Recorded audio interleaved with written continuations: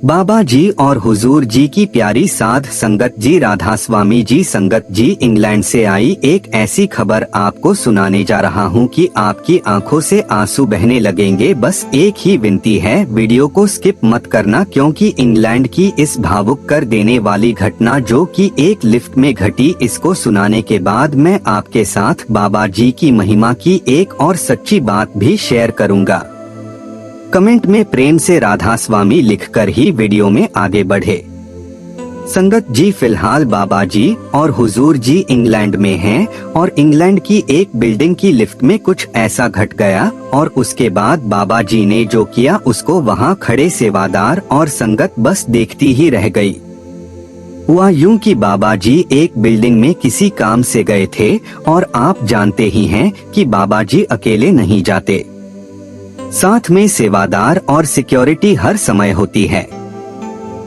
जिस लिफ्ट के जरिए बाबा जी ने उस बिल्डिंग की ऊपरी मंजिलों में जाना था, उस लिफ्ट को पहले ही सिक्योरिटी वालों ने अपने कब्जे में ले लिया था, जिससे कि बाबा जी के आने और जाने में किसी भी तरह की दिक्कत ना हो और सिक्योरिटी भी बनी रहे। बाबा जी को आने में 5 मिनट ही बचे थे कि तभी सिक्योरिटी वाले दौड़कर मेन गेट पर चले गए और लिफ्ट पर एक सेवादार की ड्यूटी लगाई गई। सेवादार को हिदायत दी गई कि जैसे ही बाबा जी लिफ्ट में प्रवेश करें तो उस समय आपको बाबा जी की तरफ देखना भी नहीं है और ना ही राधा स्वामी कहना है, आपको बस लिफ्ट खोलनी है और आपकी आंखें नीचे ही होनी चाहिए। और ऐसा ही तब भी करना है जब बाबा जी वापस इसी लिफ्ट से नीचे आएंगे। सेवादार ने हुक्म को माना और 5 मिनट में बाबा जी आए और सेवादार ने बिना देखे बिना कुछ बोले बस लिफ्ट ओपन कर और बाबा जी लिफ्ट में चले गए। लगभग आधे घंटे के बाद बाबा जी फिर से उसी लिफ्ट से वापस नीचे आए। तब भी सेवादार ने आंखें नीचे करके बस लिफ्ट खोली और बाबा जी बिल्डिंग के मेन गेट से बाहर होते हुए अपनी गाड़ी में बैठकर वहां से रवाना हो गए। इधर यह जो लिफ्ट वाला सेवादार था, यह रोने लगा। तो किसी ने रोने का कारण पूछा तो सेवादार ने भावुक होकर कहा, मेरे सतगुरु मेरे सामने से 2 बार आए और गए और मैं उन्हें देख भी नहीं पाया। राधा स्वामी तक ना बोलने का हुक्म था। मुझसे अच्छी तो संगत है जो बाबा जी को कहीं पर भी आते जाते दर्शन करती है। राधा स्वामी भी बोल लेती है और मुझे बाबा जी को देखने तक की अनुमति नहीं थी। सेवादार बहुत ज्यादा भावुक होने लगा और संगत जी, अब होने जा रहा था एक ऐसा चमत्कार जिसको सुनकर आपकी आंखें भर आएंगी। बाबा जी ने बीच रास्ते में से ही गाड़ी को रुकवाया। आगे पीछे चल रही सिक्योरिटी गाड़ियां भी रुक गई। बाबा जी ने गाड़ियों को वापस उसी बिल्डिंग में ले जाने को कहा तो सभी गाड़ियां वापसी की तरफ मुड़ गई। फिर बाबा जी कार से उतरे और सीधा उसी लिफ्ट के पास जाकर उस सेवादार भाई के कंधे पर हाथ रखकर कहा, राधा स्वामी जी, आप तो बहुत अच्छी सेवा करते हो। बस फिर क्या था, जैसे ही सेवादार ने मुड़कर बाबा जी की तरफ देखा तो उसको अपनी आंखों पर विश्वास ही नहीं हुआ। बाबा जी ने एक बार फिर कहा, राधा स्वामी जी। सेवादार बस रोता ही जा रहा था। फिर बाबा जी ने सेवादार को गले से लगाया और उसकी पीठ थपथपाई और वहां से वापस अपनी गाड़ी में बैठकर चले गए। इस बात को हम कंफर्म नहीं बता सकते कि यह बाबा जी के इसी विजिट की घटना है या पहले वाली विजिट की, लेकिन बिल्कुल ऐसा ही वहां उस दिन हुआ था। बाबा जी बीच रास्ते से वापस आए और सेवादार से बात की और उसका हौसला बढ़ाया।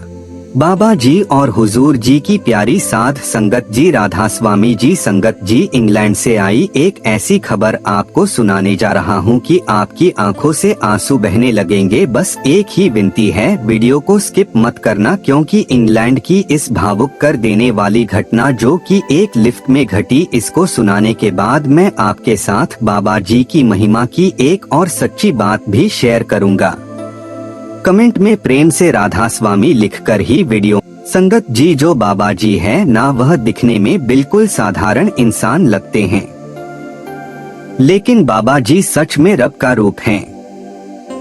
बाबा जी को सब कुछ पता है कि उनकी संगत और सेवादार क्या क्या कर रहे हैं। जैसे पुराने युगों में जब रब अवतार लेता था तो उस समय भी इंसान के शरीर में ही अवतार लेता था।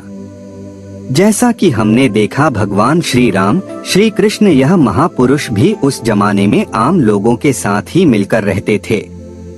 दिखने में साधारण इंसान ही लगते थे, लेकिन आज हम सब जानते हैं कि भगवान राम हो या भगवान कृष्ण या कोई और महापुरुष, वह सच में अवतार लेकर इस दुनिया में आए थे और दुनिया को अच्छाई का रास्ता दिखाया था।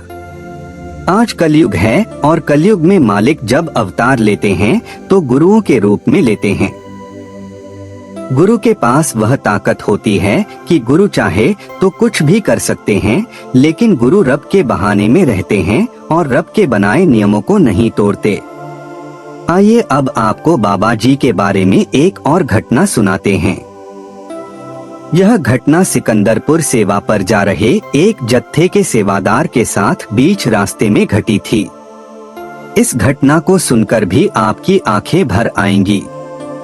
जैसा कि हमेशा से परंपरा रही है, जहां भी बाबा जी का भंडारा होता है वहां के सेंटर में तकरीबन 10 से 15 दिन पहले से ही तैयारियों का सिलसिला शुरू हो जाता है। वजह साफ है, बाबा जी के भंडारे में हजारों नहीं बल्कि लाखों की संख्या में संगत पहुंचती है और संगत की हर छोटी बड़ी सुविधा का ख्याल रखना जरूरी होता है। इसीलिए सेवादार कई दिन पहले ही अलग अलग सेंटर से जत्थों के रूप में पहुंचकर जी जान से जुड़ जाते हैं। उनके लिए ना दिन का फर्क होता है ना रात का, बस एक ही सोच होती है कि संगत को कोई दिक्कत ना हो। बात उस समय की है जब एक जत्था बाबा जी के भंडारे से 8 दिन पहले सिकंदरपुर की ओर रवाना हो रहा था। जत्थे जो दूर दराज से आते हैं उन्हें सफर के बीच में किसी सेंटर पर ठहराया जाता है ताकि उन्हें चाय, नाश्ता, लंगर वगैरह दिया जा सके और थोड़ा आराम भी मिल जाए। उसके बाद ही वह आगे अपनी मंजिल यानी मेन सेंटर की तरफ बढ़ते हैं। हरियाणा के उत्तर पूर्वी हिस्से जैसे कुरुक्षेत्र, करनाल, पानीपत से जो जत्थे सिकंदरपुर जाते हैं उनकी बसें अक्सर रास्ते में नरवाना सेंटर पर रुक जाती हैं।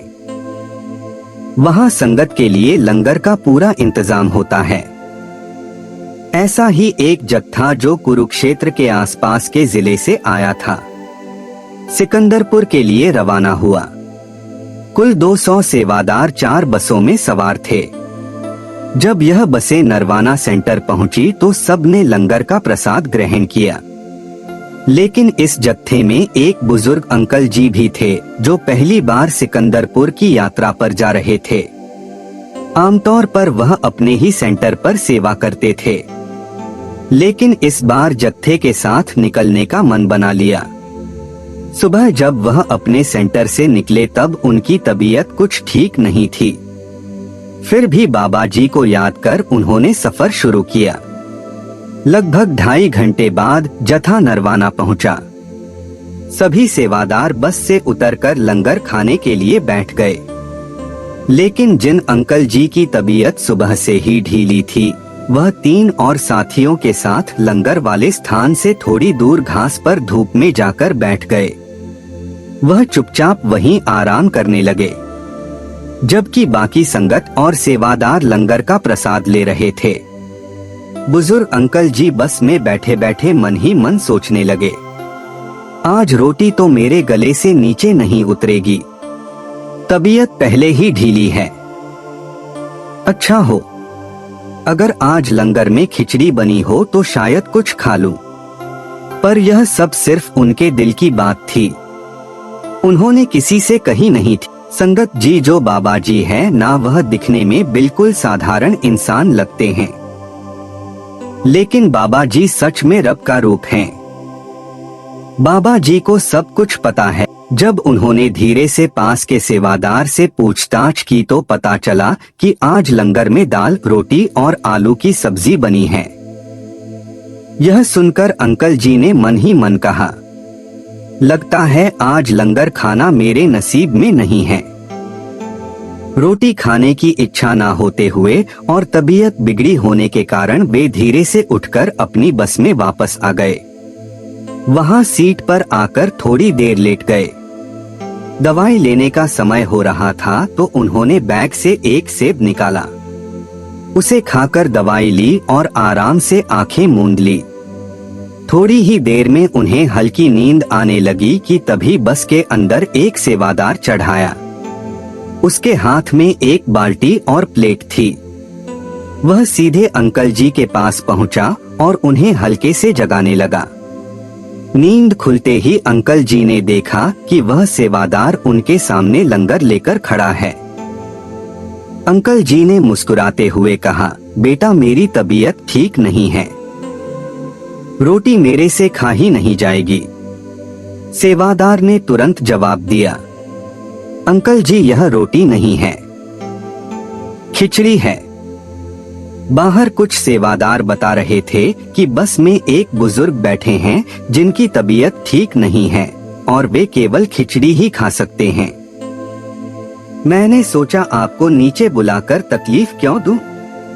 मैं खुद ही खिचड़ी लेकर बस में आ जाता हूं। अंकल जी ने भावुक होकर उसका धन्यवाद किया और प्लेट में डलवाई हुई खिचड़ी बस की सीट पर बैठकर खाने लगे। इतने में जत्थे के बाकी सेवादार भी बस में लौटने लगे क्योंकि आगे बढ़ने का समय हो गया था। उन्होंने अंकल जी के हाथ में खिचड़ी की प्लेट देखी तो हैरान होकर बोले, अरे अंकल जी यह खिचड़ी कहाँ से ले आए? क्या घर से पैक करवा कर लाए थे? अंकल जी ने मुस्कुराते हुए कहा, नहीं बेटा, एक सेवादार अभी बस में ही लेकर आया था और आप लोगों में से ही तो किसी ने उसे बताया होगा कि मेरी तबीयत ठीक नहीं है और मैं रोटी नहीं खा पाऊंगा। यह सुनकर जत्थे की सेवादार आपस में एक दूसरे की तरफ देखने लगे, मानो पूछ रहे हो यह किसने बताया होगा, लेकिन सभी ने साफ इनकार कर दिया। फिर किसी ने कहा, अरे खिचड़ी तो आज लंगर में बनी ही नहीं थी तो हम किसी को क्यों कहेंगे। कुछ को लगा शायद थोड़ी बहुत खिचड़ी बनी हो और उन्हें पता ना चला हो, लेकिन जब नीचे उतरकर नरवाना सेंटर में मौजूद सेवादारों से पूछा गया तो उन्होंने साफ साफ कहा, जी हमने तो पहले ही आपको बता दिया था कि आज लंगर में दाल रोटी और आलू की सब्जी है, खिचड़ी तो बनी ही नहीं है। यह सुनकर जत्थे के सेवादार हैरान रह गए और वह सब बोले, लेकिन आपके ही किसी सेवादार ने तो बस में आकर हमारे साथी को खिचड़ी दी है। नरवाना के सेवादारों ने साफ कहा, हमारे यहाँ से कोई भी बस में नहीं गया और हमें तो यह भी नहीं पता था कि बस में कोई बुजुर्ग सेवादार बैठे हैं जिनकी तबीयत ठीक नहीं है। ना ही आप में से किसी ने हमें यह जानकारी दी थी तो हम बस में क्यों आते। आप सभी सेवादारों के माथे पर सवालों की लकीरें थी।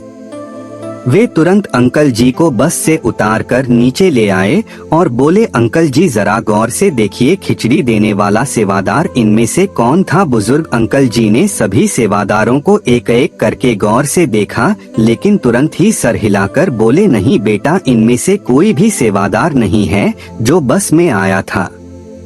जब यह बात साफ हो गई तो अंकल जी के चेहरे पर हल्की सी मुस्कान आ गई। उनके दिल में यह एहसास गहरा हो चुका था कि सद्गुरु न सिर्फ हमारी आवाज सुनते हैं बल्कि हमारे मन के अनकहे भावों को भी जान लेते हैं। बुजुर्ग मन में सोचने लगे, मैंने तो बस मन ही मन खिचड़ी खाने की इच्छा की थी। जब उन्होंने धीरे से पास के सेवादार से पूछताछ की तो पता चला कि आज लंगर में दाल रोटी और आलू की सब्जी बनी है। यह सुनकर अंकल जी ने मन ही मन कहा, लगता है आज लंगर खाना मेरे नसीब में नहीं है। रोटी खाने की इच्छा ना होते हुए और बाबा जी ने किसी को खास मेरे लिए भेजकर खिचड़ी मेरे पास पहुंचा दी, जबकि सेंटर में तो खिचड़ी बनी ही नहीं थी। जत्थे के बाकी सेवादार भी यह देखकर भावुक हो उठे। उन्हें भी यकीन हो गया कि बाबा जी अपने सेवादारों का कितना सूक्ष्म ध्यान रखते हैं और किस तरह चुपचाप चमत्कार कर देते हैं। साध संगत जी, यह कोई पहली बार नहीं था। बाबा जी का अपने सेवादारों और संगत की इस तरह संभालना, उनकी छोटी छोटी जरूरतों का ध्यान रखना, यह तो उनके स्वभाव का हिस्सा है। ऐसे अनगिनत चमत्कार हैं जो बाबा जी समय समय पर कर दिखाते हैं और हर बार दिल को यह विश्वास दिला देते हैं कि सतगुरु का स्नेह और उनकी कृपा हर पल हमारे साथ है। आइए अब वीडियो के आखिर में आपको बाबा जी की एक और महिमा सुनाते हैं। जब बाबा जी ने एक किसान भाई पर कृपा की थी। साध संगत जी, जैसे किसी दुकानदार के लिए उसकी दुकान की अहमियत होती है, वैसे ही एक किसान के लिए उसके खेत उसकी पूरी जिंदगी होते हैं। फर्क बस इतना है कि दुकान को तो कभी कभी ताला लगाकर बंद किया जा सकता है, लेकिन किसान के खेत हमेशा खुले आसमान के नीचे होते हैं। मौसम की हर मार सीधे उन पर पड़ती है। बाबा जी का एक सेवादार जो पेशे से किसान था, उसके घर कई सालों बाद एक खुशखबरी आई। उनके पोते का जन्म हुआ। परिवार में सभी ने सोचा कि सबसे पहले इस नन्हे मेहमान को बाबा जी के भंडारे पर लेकर चलेंगे ताकि आशीर्वाद मिल सके। लेकिन जब यह बात किसान भाई को बताई गई तो उन्होंने झट से कहा, इस मौसम में मैं खेत ऐसे छोड़कर नहीं जा सकता। बारिशें चल रही हैं और अगर हम सब देरे चले गए और पीछे से तेज बरसात हो गई तो फसल की देखभाल कौन करेगा। घर के बाकी सदस्य उन्हें समझाने लगे, आप चिंता क्यों करते हो, बस 2 दिन की तो बात है, तीसरे दिन हम घर वापस आ ही जाएंगे। आखिरकार घर वालों के जोर देने पर किसान भाई भी मान गए, लेकिन मन में खेतों की चिंता उन्हें लगातार खाए जा रही थी। उस समय बेमौसम बारिश हो रही थी और किसानों को ऐसे समय फसल बचाने के लिए खेतों में पानी की निकासी करने में खूब मेहनत करनी पड़ती है। किसान जो बाबा जी का सच्चा सेवादार था, घर से निकलते समय मन ही मन बाबा जी के चरणों में अरदास करने लगा, बाबा जी, मैंने आपके डेरे में बहुत सेवा की है और जब तक आप सेवा करवाओगे करता रहूंगा। आज अपने खेत आपको सौंप कर जा रहा हूँ, पीछे से आप ही संभाल लेना। इतना कहकर वह अपने बेटे, बहू, पोते और पत्नी के साथ गाड़ी में बैठकर डेरे की ओर रवाना हो गया। रास्ते में गांव का एक पड़ोसी मिला तो किसान भाई ने उसे भी जाते जाते कहा, हम 2 दिन बाद लौटेंगे, अगर पीछे से तेज बारिश हो जाए तो खेत संभाल लेना। पड़ोसी ने भी हामी भर दी। 2 दिन तक उन्होंने महाभंडारे में बाबा जी के दर्शन किए, सत्संग सुना और सेवा में समय बिताया। तीसरे दिन जब वे गांव लौटे तो खबर मिली कि इन 2 दिनों में खूब जोरदार बारिश हुई है। यह सुनते ही किसान का दिल बैठ गया। बिना घर में एक पल भी रुके वह सीधा खेतों की ओर दौड़ पड़ा। खेत पर पहुंचकर उसने देखा फसल बिल्कुल सही सलामत खड़ी है। पास में वही पड़ोसी भी था जिसे उसने खेत देखने को कहा था। किसान ने तुरंत उसका धन्यवाद किया, भाई तेरा बहुत शुक्रिया, तूने मेरी फसल का नुकसान नहीं होने दिया। लेकिन पड़ोसी की बात सुनकर किसान हैरान रह गया। पड़ोसी बोला, अरे मुझे किस बात का धन्यवाद कह रहे हो, तुम तो कह कर गए थे कि खेत संभालना, लेकिन यह तो तुमने बताया ही नहीं कि तुम्हारा कोई रिश्तेदार घर आया हुआ है और बाबा जी ने किसी को खास मेरे लिए भेजकर खिचड़ी मेरे पास पहुंचा दी और उसे खेतों की देखभाल के लिए कहा है। किसान चौंक गया और बोला, यह कैसी बातें कर रहा है तू? अगर मेरे घर कोई रिश्तेदार आया होता और मैंने उसे खेत देखने के लिए कह दिया होता तो फिर तुझे क्यों बोलता? पड़ोसी ने कहा, मुझे तो कुछ नहीं पता, बस जब बारिश शुरू हुई तो मैं अपनी जिम्मेदारी समझकर दौड़ता हुआ तुम्हारे खेत पहुंचा। वहां जाकर देखा कि एक सरदार जी पहले से ही खेत में खड़े होकर पानी की निकासी का काम कर रहे थे। जब मैंने उन सरदार जी से पूछा कि आप कौन है, तो उन्होंने कहा मैं इनका रिश्तेदार हूँ, यह 2 दिन बाद लौटेंगे। तब तक इन्होंने मुझे खेतों की रखवाली का काम सौंपा है। मैंने देखा कि उन्होंने बारिश का सारा पानी खेत से बाहर निकाल दिया है, तो मैं निश्चिंत होकर वापस घर आ गया। मुझे लगा कि जब आपका अपना रिश्तेदार खेत की देखभाल कर रहा है तो मेरे वहां रुकने की जरूरत नहीं। यह सुनकर किसान भाई जैसे सन्न रह गए। उनके मन में तुरंत आया, मैंने तो किसी रिश्तेदार को यहाँ संभालने के लिए नहीं कहा। फिर यह कौन था? अगले ही पल उन्हें समझ आ गया कि यह कोई साधारण बात नहीं बल्कि बाबा जी की ही कृपा है। घर पहुंचकर जब उन्होंने यह पूरा किस्सा परिवार को सुनाया तो सभी दंग रह गए। यह पहला मौका था जब उनके साथ इतना प्रत्यक्ष चमत्कार हुआ था। सबकी आंखें भर आई और उन्होंने बाबा जी का बार बार धन्यवाद किया। उस रात किसान को नींद ही नहीं आई। बस यही सोचते रहे कि बाबा जी अपने सेवादारों की कितनी बारीकी से देखभाल करते हैं। सुबह सुबह आंख लगी तो सपने में बाबा जी का दर्शन हुआ। बाबा जी मुस्कुराकर कह रहे थे, इतना हैरान क्यों हो रहा है भाई? तू मेरी संगत की इतनी सेवा कर सकता है तो क्या मैं तेरे खेतों की थोड़ी सी सेवा नहीं कर सकता?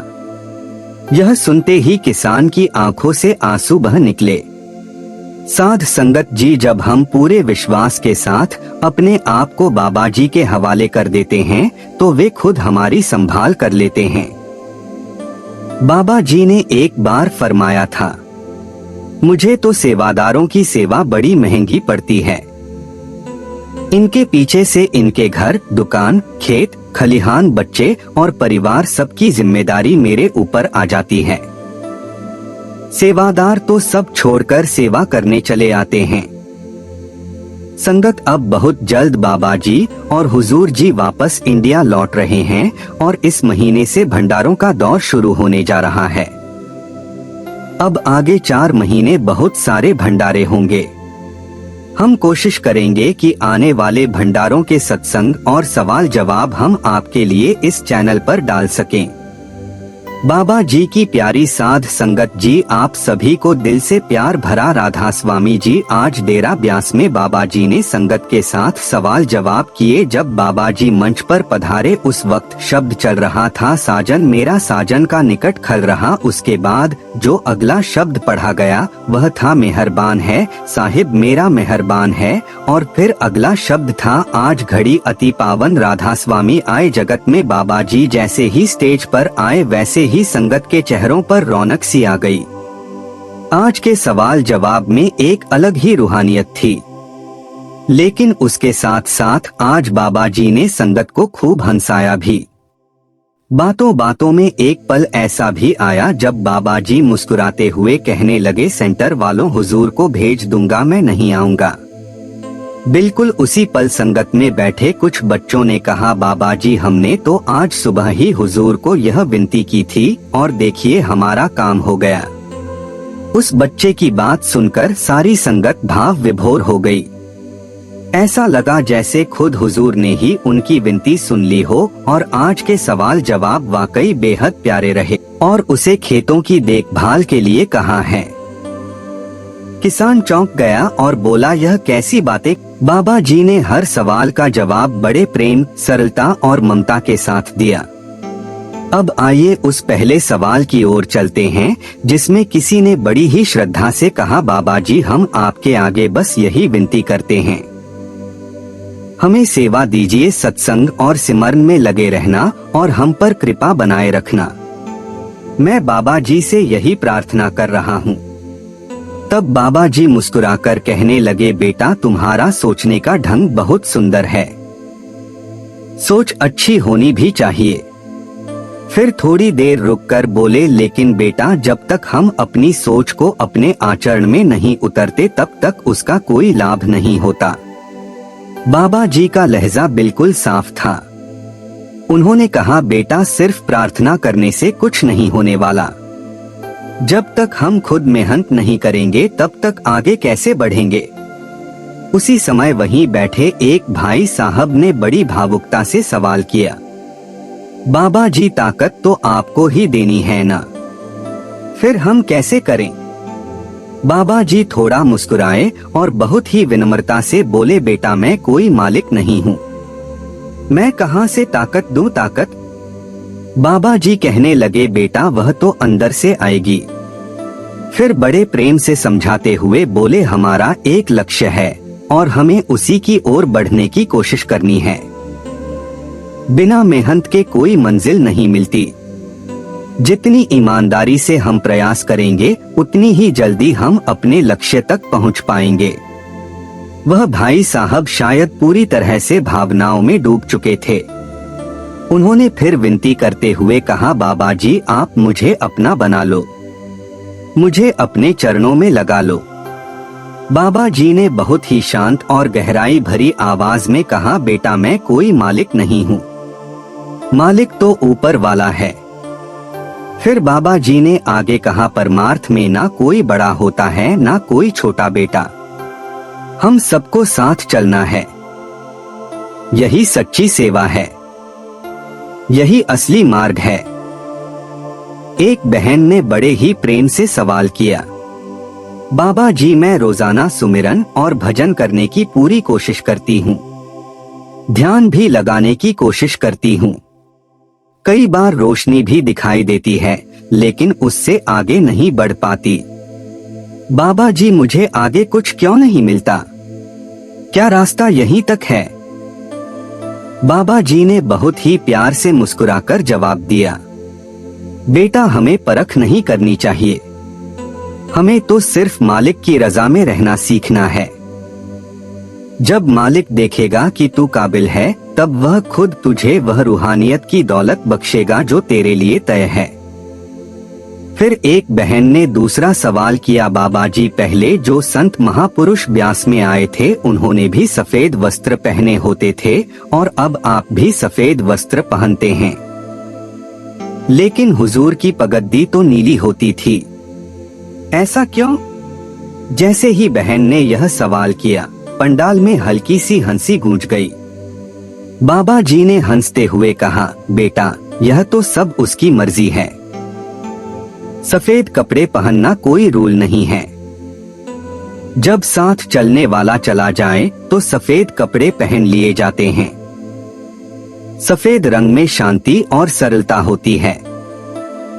बाबा जी आगे बोले, मैं तो कुछ भी पहन लूं, चाहे पैंट हो या कुर्ता, यह तो पहनने वाले की मर्जी पर है, हम इसे कोई रिवाज नहीं बना सकते। फिर बाबा जी मुस्कुराकर बोले, शांति चाहिए तो मैं हूँ बेटा, और अगर लड़ाई करनी है तो हुजूर जी हैं। जैसे ही बाबा जी ने यह बात कही हुजूर जी मुस्कुराए, और सच कहूँ तो उस वक्त वह इतने सुंदर लग रहे थे कि शब्द नहीं निकल पा रहे थे। थोड़ी देर बाद कुछ बहनें फिर से बाबा जी के आगे अर्ज करने लगी। बाबा जी ने बड़ी ही सहजता से कहा, कुछ नहीं हो सकता बेटा, जब तक यह बहनें चुप नहीं होंगी। फिर बड़े प्यार से बोले, अंदर की दौलत तभी नजर। एक पल को पूरा पंडाल बिल्कुल शांत हो गया, मानो हर कोई अपनी जगह पर सोच में डूब गया। तभी एक भाई ने सवाल किया, बाबा जी हम सब जानते हैं कि क्या सही है और क्या गलत, फिर भी कई बार मन काबू में नहीं आता, ऐसे में हमें क्या करना चाहिए? बाबा जी ने बहुत ही गंभीरता से कहा, बेटा इंसान को क्या नहीं पता होता, जिसे नहीं पता वह तो अज्ञानता का सहारा ले सकता है, लेकिन जो जानकर भी गलती करे उसकी जिम्मेदारी बहुत ज्यादा बढ़ जाती है। और बेटा जब जिम्मेदारी ज्यादा हो जाती है तो उसका भुगतान भी उतना ही ज्यादा देना पड़ता है। बाबा जी फरमाते हैं, हम अक्सर मन के अधीन होकर चलते हैं। सोच कर देखो, अगर इंसान पूरी जिंदगी किसी की गुलामी करता रहे तो क्या वह सच में अपने जीवन का मालिक कहलाएगा? बाबा जी ने बड़े ही प्यार से समझाया, बेटा हमें खुद मुख्तियार बनना है, और जब खुद मुख्तियार बनना है तो हर कदम बहुत सोच समझकर उठाना पड़ेगा। अपनी जिम्मेदारी हमें खुद ही लेनी होगी। फिर किसी ने सवाल किया, बाबा जी मैं पूरी कोशिश करता हूँ कि अपना सिमरन भजन ठीक से करूँ, लेकिन फिर भी काम पूरा नहीं हो पाता। इस पर बाबा जी बोले, बेटा जो चीज इंसान को बहुत आसानी से मिल जाती है उसकी कदर वह करना छोड़ देता है। फिर उन्होंने बहुत ही भावनात्मक लहजे में कहा, अगर कोई मेहनत करके भी किसी चीज को हासिल नहीं कर पाता तो समझो मालिक चाहता है कि वह और ज्यादा मेहनत करें। बेटा हमें तो बस अपने प्रयास जारी रखने हैं, बाकी सब उस पर छोड़ दो। तभी एक बहन भावुक होकर बोली, बाबा जी आपको पता है मैं कैसी गंदगी से निकलकर यहाँ पहुँची हूँ। मेरी अंतर की प्यास बस आप ही बुझा सकते हो। बाबा जी ने बड़े ही स्नेह और गहराई से जवाब दिया, बेटा यह काम तुम्हें खुद ही करना होगा। जैसे कोई दूसरा तुम्हारे लिए खाना नहीं खा सकता, वैसे ही तुम्हारे लिए यह आत्मिक सफर भी कोई और नहीं तय कर सकता। तुम्हें ही भजन करना है, तुम्हें ही अपने अंदर उतरना है, तुम्हें ही अपने मालिक तक पहुंचना है। उस क्षण संगत में एक गहरी शांति छा गई। हर कोई जैसे खुद से एक सवाल पूछ रहा था, क्या मैं वाकई प्रयास कर रहा हूँ या बस उम्मीद कर रहा हूँ कि कोई और मेरे लिए रास्ता खोले। बाबा जी फरमाते हैं, बेटा अगर तेरे अंदर काबिलियत ना होती, अगर तू इस रास्ते के लायक ना होता तो फिर मालिक तुझे नाम दान देने का निर्णय ही क्यों करता। जब उस बहन ने कहा, बाबा जी मैं तो खुद को इस राह के काबिल नहीं समझती थी, लेकिन अब मुझे लगने लगा है कि आप ही मुझे काबिल बना सकते हो। इस पर बाबा जी मुस्कुराकर बोले, बेटा अगर तू काबिल ना होता तो फिर मालिक तुझे नाम दान का उपहार कभी नहीं देता। तू इस राह पर चला है, इसका मतलब यही है कि तू इस योग्य है। फिर उसी बहन ने कहा, बाबा जी हम पहले करनाल में रहते थे, वहाँ सिमरन भजन अच्छी तरह होता था, लेकिन जब से दिल्ली शिफ्ट हुए हैं हमारा भजन सिमरन जैसे छूट ही गया है। मन भी बंधा बंधा सा रहता है। बाबा जी ने बहुत ही सटीक जवाब दिया, बेटा भजन सिमरन किसी शहर या गांव से नहीं जुड़ा होता, यह तो आत्मा की बात है। जो सच्चे दिल से करना चाहे वह काल के दरबार में बैठकर भी सुमिरन कर लेता है, और जो करना ही ना चाहे वह हर बार कोई ना कोई बहाना बना ही लेता है।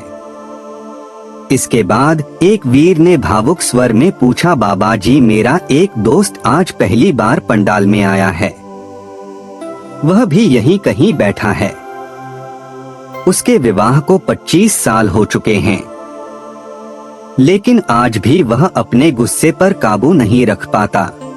एक पल को पूरा पंडाल बिल्कुल शांत हो गया, मानो हर कोई अपनी जगह पर सोच में डूब गया। तभी एक भाई ने सवाल किया, बाबा जी हम सब जानते हैं कि क्या जब उसे गुस्सा आता है तो बहुत उग्र हो जाता है, और जब शांत होता है तो फूट फूट कर रोता है। उसकी पत्नी भी रोती है और उसका बच्चा भी इस माहौल में दुखी रहता है। बाबा जी ने बड़े धैर्य से उत्तर दिया, बेटा मन को वश में करना ही सबसे बड़ा जंग है, और इस जंग को हर इंसान को खुद ही लड़ना पड़ता है। मैंने देखा कि वह भी बहुत रोते हैं, और बाबा जी वह खुद भी वहाँ मौजूद थे। उसने कहा कि उसका सवाल भी है। फिर उसने पूछा, बाबा जी वो क्या करें? बाबा जी ने बहुत ही प्यार से उसे समझाया। बाबा जी बोले, बेटा गुस्से से क्या हासिल होगा? जब हम गुस्सा करते हैं तो असल में वह हमारे अंदर का अहंकार होता है। हमें लगता है कि हम सही हैं और सामने वाला गलत। बाबा जी ने कहा, बेटा इस मन को हमने ही बढ़ावा दिया है और अब इसे काबू में भी हमें ही लाना है। फिर वह भाई कहने लगा, बाबा जी शायद मेरे पिछले कर्मों का कोई हिसाब किताब है जो मुझे इतना गुस्सा आता है।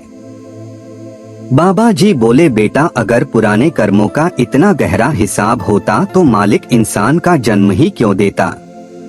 यह मानव जीवन ही इसीलिए तो दिया गया है ताकि हम इस कर्म बंधन से ऊपर उठ सके।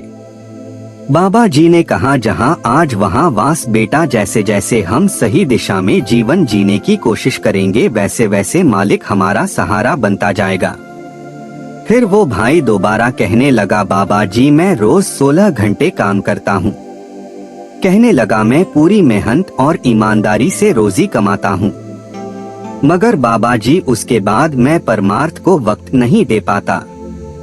कहने लगा, बाबा जी मैं ऐसी रिपेयरिंग का काम करता हूँ। तो बाबा जी ने बहुत प्रेम से जवाब दिया, बोले बेटा हमें जीवन में बैलेंस बनाकर रखना है।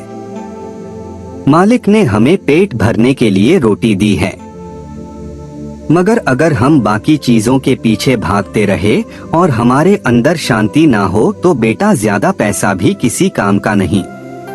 फिर एक बहन कहने लगी, बाबा जी मैंने आज हुजूर को कहा कि मेरी पर्ची निकलवा दो, और देखो बाबा जी मेरी पर्ची आज सच में निकल आई। कहने लगी, बाबा जी आपका भी धन्यवाद और हुजूर का भी धन्यवाद। बाबा जी मुस्कुराए और बोले, मेरा किस बात का धन्यवाद? वो बहन कहने लगी, बाबा जी आप हमसे बात कर रहे हो ना? बाबा जी हंसते हुए बोले, अच्छा बात करने के लिए धन्यवाद। फिर सारी संगत खिलखिलाकर हंस पड़ी। उसके बाद वही बहन कहने लगी, बाबा जी कभी मुझे आपके दर्शन होते हैं, कभी महाराज जी के, यह भ्रम तो नहीं है? बाबा जी बोले, बेटा अब इसका क्या किया जाए? कहने लगे, पहले महाराज जी के दर्शन होते थे, फिर मेरे होने लगे, अब हुजूर के भी हो रहे हैं। बाबा जी बोले, बेटा हमें अपने आप को शब्द से जोड़ना है, उस आवाज से जो हमें भीतर बुलाती है। बाबा जी ने मुस्कुराते हुए कहा, बेटा हर चीज का एक समय होता है। यह जो हमें कुछ कुछ दिखता है, महसूस होता है, यह असल में मन की एक चाल है। बाबा जी बोले, यह जो बाहर दिखाई देने वाले दर्शन होते हैं वह स्थायी नहीं होते, वह बस हमारे मन पर पड़ा असर होता है। जब तक हम खुद को उस शब्द से नहीं जोड़ते तब तक यह बाहरी स्वरूप आते जाते रहेंगे। फिर वह बहन बोली, बाबा जी मुझसे कई बार गलती हो जाती है। बाबा जी ने बड़े प्यार से जवाब दिया, बेटा हमें अपने कर्मों का हिसाब खुद ही देना होता है। अगर हम कुछ गलत करते हैं तो उसकी जिम्मेदारी भी हमारी होती है।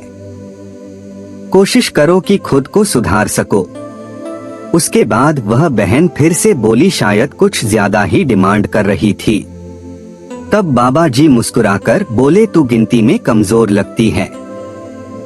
वह बोली, नहीं बाबा जी मैं दूसरी बात कह रही थी, मैं सत्संग करना चाहती हूँ। जब उसे गुस्सा आता है तो बहुत उग्र हो जाता है, और जब शांत। बाबा जी ने पूछा, हिंदी में करना चाहती है?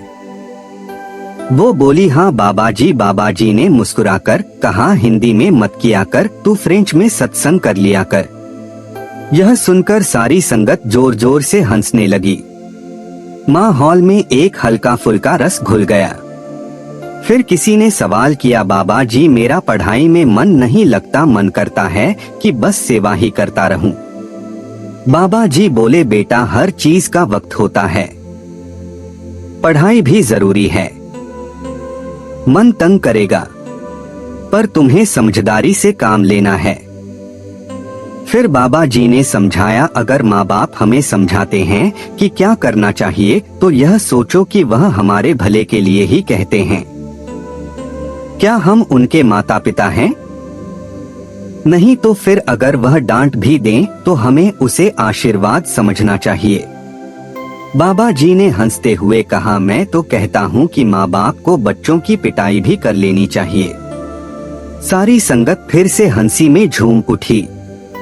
फिर किसी ने पूछा, बाबा जी मैं नाम लेने गई थी, पर वहाँ सेवा में लगे सेवादारों ने सवाल पूछे और फिर बाहर निकाल दिया। बाबा जी ने गंभीर होकर कहा, बेटा हमें सच्चाई के रास्ते पर चलना है, झूठ का सहारा लेकर कुछ नहीं मिलता। देखो बेटा, बाबा जी ने कहा, यह कद्दर की बात है। उन्होंने यह नहीं कहा कि तुम्हें पर्ची नहीं मिलेगी, उन्होंने बस इतना कहा कि थोड़ी देर इंतजार करना होगा। फिर एक बहन ने कहा, बाबा जी मैं पढ़ी लिखी नहीं हूँ। बाबा जी ने प्यार से जवाब दिया, बेटा मैं भी तो खुद पढ़ा लिखा नहीं हूँ।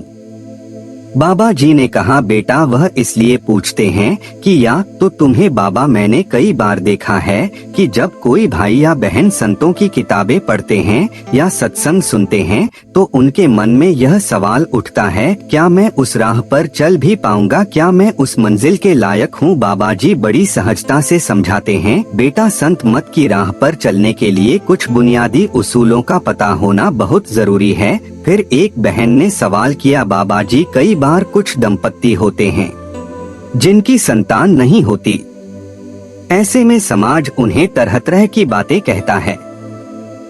बाबा जी ऐसे लोगों को क्या करना चाहिए? बाबा जी मुस्कुराकर बोले, बेटा जो भी मलिक ने बनाया है वह बिल्कुल ठीक बनाया है। मलिक ने कभी शुभ और अशुभ नहीं बनाया, हमने ही अपनी सामाजिक रीतियों और परंपराओं के कारण इन्हें शुभ अशुभ में बांट दिया है। उन्होंने आगे कहा, बेटा यह तो हमारी सोच है। मलिक ने इस संसार में जो कुछ भी रचा है वह सब कुछ सुंदर और संपूर्ण है। फिर एक बहन ने दूसरा सवाल किया, बाबा जी मेरी और मेरे पति की जोड़ी बहुत अच्छी है, लेकिन मैंने देखा है कि यहाँ बहुत से लोग अपनी जोड़ बनवाने आते हैं। क्या यह लोग पुराने कर्मों को खत्म कर रहे हैं या फिर नए कर्म बांट रहे हैं? बाबा जी बड़े प्रेम से बोले, बेटा वे नए कर्म बंध रहे हैं। इसके बाद किसी ने सवाल किया, बाबा जी क्या यह संभव है कि मलिक ने किसी इंसान को बिल्कुल अलग तरीके से बनाया हो? बाबा जी ने कहा, बेटा मलिक ने हर इंसान को अलग बनाया है। इस दुनिया में कोई भी दो इंसान एक जैसे नहीं हो सकते। बाबा जी ने फिर जोर देकर कहा, जो भी मलिक करता है सही ही करता है, हमें बस अपने कर्म ठीक रखना है, हमें जवाब मलिक को देना है। तभी एक भाई ने बड़े भावुक स्वर में कहा, बाबा जी मैंने हुजूर जी से एक विनती की थी, आप प्लीज हुजूर जी से कहकर मेरा वह काम करवा दीजिए। बाबा जी हुजूर जी की तरफ मुड़कर देखने लगे और हुजूर जी मुस्कुरा दिए। उसके बाद बाबा जी ने मुस्कुराते हुए कहा, बेटा मैं तो बस यही कर सकता हूँ कि मलिक से तुम्हारे लिए भलाई मांगो, लेकिन मालिक वही। बाबा जी ने पूछा, हिंदी में करना चाहती है? वो बोली, हाँ। बाबा जी ने बड़े प्यार से जवाब दिया, बेटा जब तू बार बार मुझसे ही कह रहा है तो तू खुद ही हुजूर को पीछे छोड़ चुका है। उस वक्त सारी संगत की आंखों में चमक आ गई, हर कोई बहुत खुश हो गया। हुजूर जी भी मुस्कुराए और उस क्षण की रोशनी सबके दिलों में उतर गई। फिर एक बहन ने सवाल किया, बाबा जी देही पर दया कैसे चलती है? बाबा जी बोले, बेटा देही यानी शरीर, यह शरीर जो कुछ करता है वह मन के इशारे पर करता है, इसीलिए हमें मन को जीतने की कोशिश करनी है। जैसा कहावत है, मन जीते जग जीत। फिर किसी ने पूछा, बाबा जी जो भी हम काम करते हैं वह उल्टा क्यों हो जाता है? बाबा जी ने मुस्कुराते हुए कहा, बेटा पहले यह तो समझ कि उल्टा क्या है और सीधा क्या है। जो हमारी किस्मत में लिखा गया है वह हमें मिलकर ही रहेगा, पर हाँ हम अक्सर गलती कर बैठते हैं। जब भुगतान का वक्त आता है तब हम गिनती शुरू कर देते हैं कि यह उल्टा हुआ, वह ठीक नहीं हुआ। हम खुद ही अपने कर्मों की गिनती करने लगते हैं। फिर एक सेवादार भाई ने भावुक होकर कहा, बाबा जी अलीगढ़ सेंटर जरूर आइएगा। बाबा जी ने मुस्कुराकर उत्तर दिया, बेटा जब वक्त मिलेगा जरूर आऊंगा। इसके बाद एक बहन थोड़ा संकोच में बोली, बाबा जी मैं आपके सामने क्या बोलूं समझ नहीं आ रहा। बाबा जी ने हंसते हुए कहा, बीवियां कुछ कहने से पहले बहुत सोचती हैं। वो बहन फिर बोली, बाबा जी मेरी आपसे एक विनती है। बाबा जी मुस्कुराए और बोले, बस यही सबसे अच्छी बात है। फिर सारी संगत हंसने लगी, माहौल बड़ा ही खुशनुमा हो गया। फिर उस बहन ने कहा, बाबा जी मेरी बड़ी बहन है, वह मुझे बहुत तंग करती है। कभी कभी तो मारती भी है। बाबा जी हंसते हुए बोले, वो तेरी बड़ी बहन है ना बेटा, इसी वजह से तो ऊपर वाले ने उसे बड़ा बनाया है, ताकि वह तुझे थोड़ा बहुत तंग भी कर सके, प्यार भी करे। अगर तुझे बड़ा बना देता तो तू उसे तंग कर रहा होता। बाबा जी से कहा, बाबा जी मेरी आपसे सिर्फ एक छोटी सी विनती है।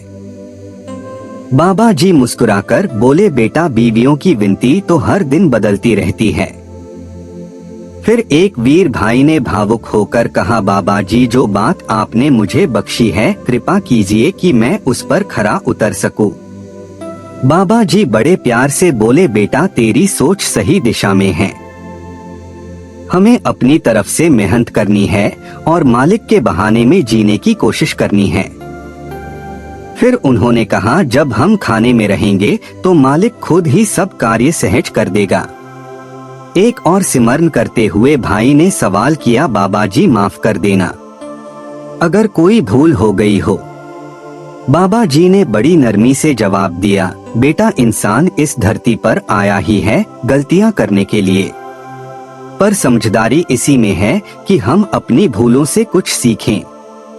उन्होंने कहा, अगर हम अपनी गलतियों से सीखने लगे तो मालिक का घर तो माफी और बख्शीश से ही भरा पड़ा है।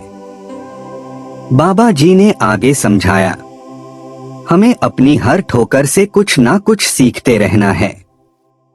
बेटा तभी एक बहन ने सवाल किया, बाबा जी मेरी शादी को 3 साल हो गए हैं, लेकिन मैं और मेरे पति कभी भी एक साथ नहीं रह पाए।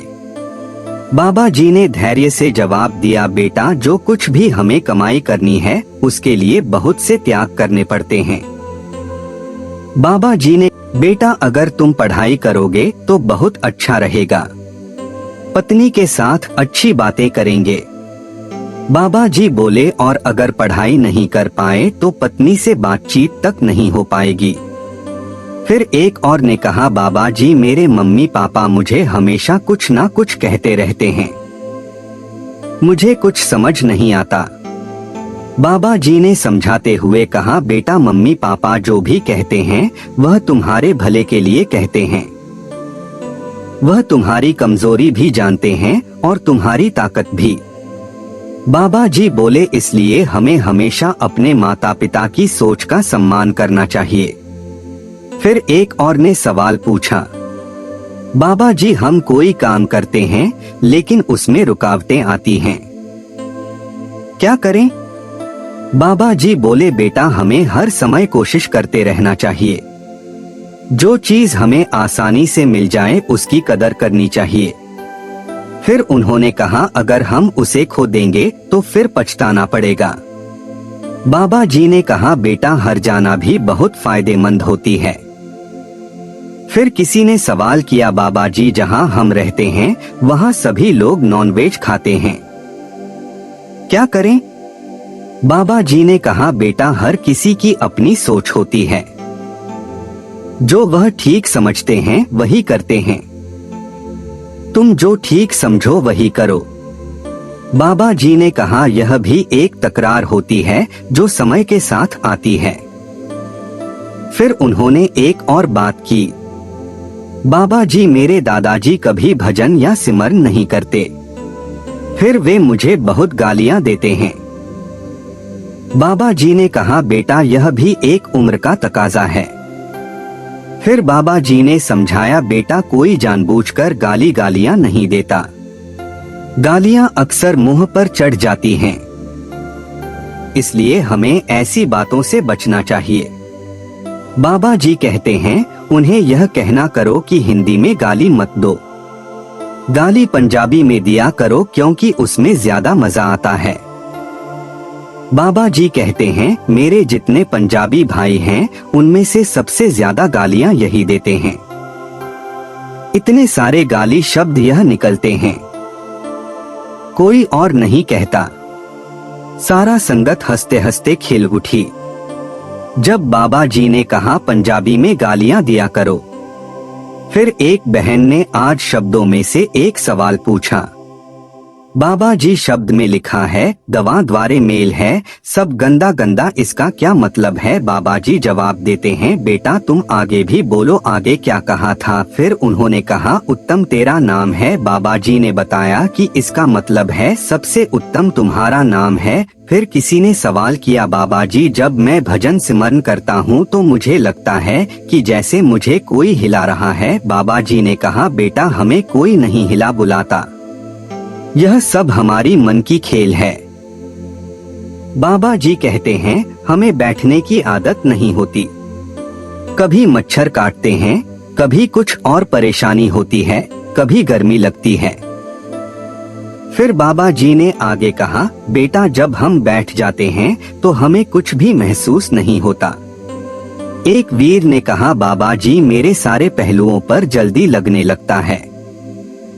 बाबा जी ने कहा, लड़कियों को समझ में नहीं आता आजकल क्या हो गया है, वे अपना दिल बांटती हैं जैसे कोई खाने वाली चीज हो। फिर बाबा जी ने कहा, अटैचमेंट रखो, अपने माता पिता के साथ रखो। फिर उस वीर ने एक लाइन गाने के लिए कहा, बाबा जी मैं एक शेर गाना चाहता हूँ। बाबा जी ने कहा, बोलो।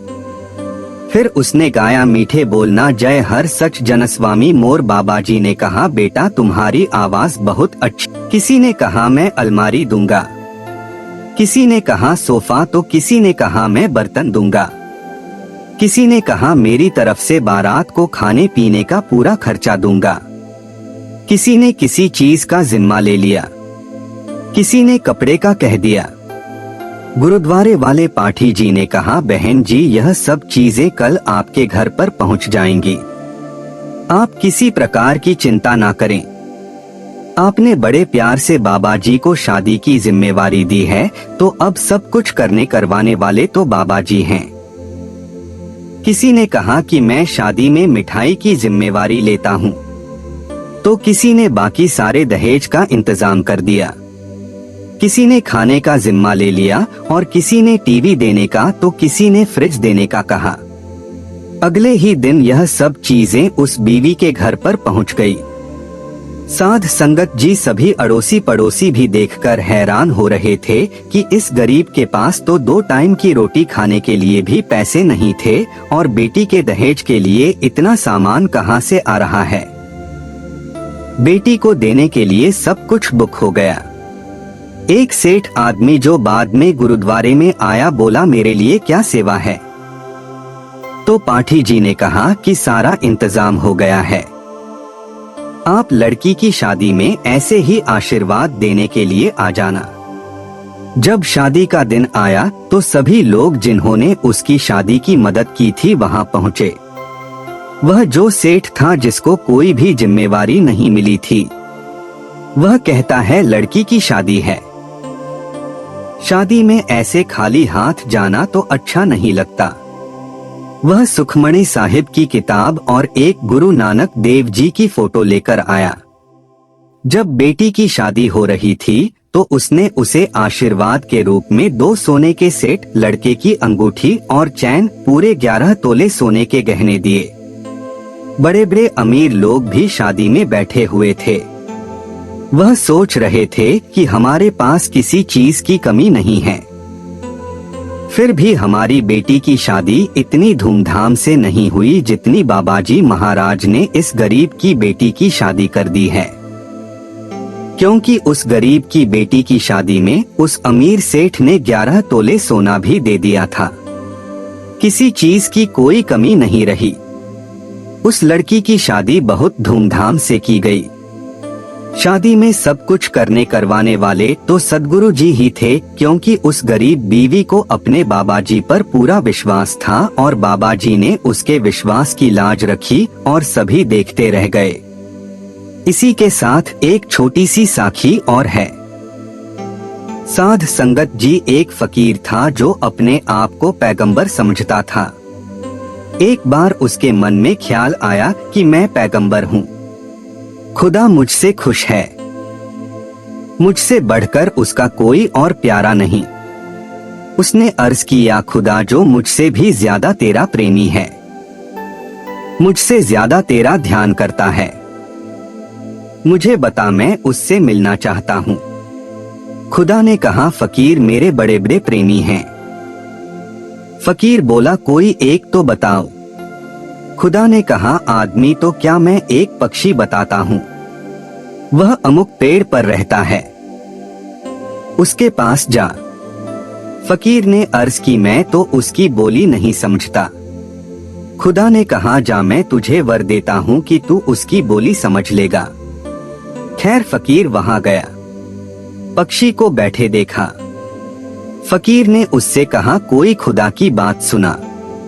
पक्षी बोला, फकीर मुझे फुर्सत नहीं। मैंने इतनी बात भी तुझसे इसलिए की है क्योंकि तू मेरे प्रियतम के पास से आया है। फकीर ने कहा, तू क्या काम करता है जिससे तुझे फुर्सत नहीं? पक्षी ने जवाब दिया, मैं दिन रात उस परमपिता परमात्मा का ध्यान करता हूँ। सिर्फ मुझे एक तकलीफ है। फकीर ने पूछा, वह तकलीफ कौन सी है? उसने कहा, यहाँ से कुछ दूर एक चश्मा है, वहां जाकर मुझे पानी पीना पड़ता है। फकीर ने पूछा, चश्मा? उसने कहा, मेरे सामने जो गेहूं का खेत है उसके आगे है। फकीर बोला, यह तो कोई ज्यादा दूर नहीं है। इस पर पक्षी ने कहा, मैं तुझे क्या बताऊं, मेरे लिए तो इतना भी मुश्किल है क्योंकि सिमरन छोड़कर मुझे वहां जाना पड़ता है।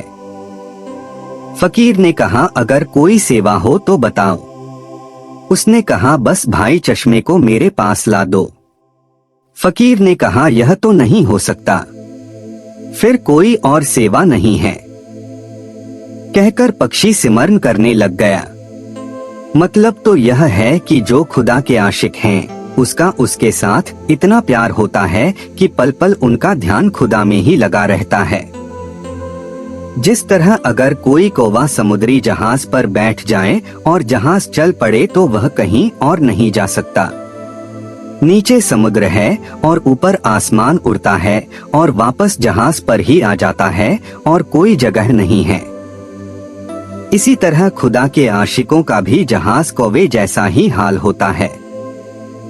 साध संगत जी, इस दुनिया में सबसे अजीब चीज क्या है? क्या आपने कभी सोचा है? बाहर की ओर आप बहुत ही अजीब चीजों के बारे में देख पाते हैं, जान पाते हैं और उनके बारे में आप पता भी कर सकते हैं। लेकिन वास्तविकता में इस दुनिया की सबसे अजीबोगरीब चीज है हमारा शरीर। और शायद इंसान इस शरीर के बारे में हर एक चीज पता कर ले, हर एक चीज जान भी ले, लेकिन हमारे शरीर में एक ऐसी चीज है जिसके बारे में जान पाना नामुमकिन है, और वह है हमारा मन, जिसे समझना बहुत मुश्किल है। हम अपने जीवन में हर चीजों से छुटकारा पाना चाहते हैं और हम तरह तरह के उपाय करके, तरह तरह की योजनाएं बनाकर इन मुसीबतों, इन तकलीफों से छुटकारा पा सकते हैं। लेकिन हम अपने मन से कभी छुटकारा नहीं पा सकते, क्योंकि आप हैं तो आपका मन है और मन है तो आप हैं। यदि मन अच्छा है तो आप भी अच्छे हैं, यदि मन बुरा है तो आप भी बुरे हैं। एक आम मनुष्य का मन हर रोज बदलता रहता है। इसके बदलने का कारण समय नहीं, परिस्थितियां नहीं, चिंताएं नहीं होती, बल्कि उसे बदलने वाले होते हैं। वह लोग जिनसे वह मिलता है, जिनसे वह बातें करता है, जिनकी बातें देखता, सुनता और समझता है, वही लोग उसके मन को प्रभावित करते हैं। उनकी बातें ही उसके मन को प्रभावित करती हैं, जिस कारण उसका मन बदलता रहता है। आपने देखा होगा, जब आप किसी नकारात्मक विचार, नकारात्मक सोच वाले लोगों के साथ रहते हैं तो आपका मन भी नकारात्मक होने लगता है। वहीं पर यदि आप सकारात्मक लोग, सकारात्मक सोच वाले इंसानों के साथ रहते हैं तो आपकी सोच, आपकी समझ, सब कुछ सकारात्मक होने लगती है। लेकिन एक सिद्ध पुरुष, एक बुद्धत्व प्राप्त मनुष्य का मन बाहर के कारणों से नहीं बदलता। जो मनुष्य बुद्धत्व को प्राप्त कर चुका है, उनका मन बाहर के कारणों को ही बदल देता है। एक आम आदमी का मन और एक बुद्धत्व प्राप्त आदमी का मन एक ही होता है। उनमें केवल स्थिति और प्रकृति का अंतर है।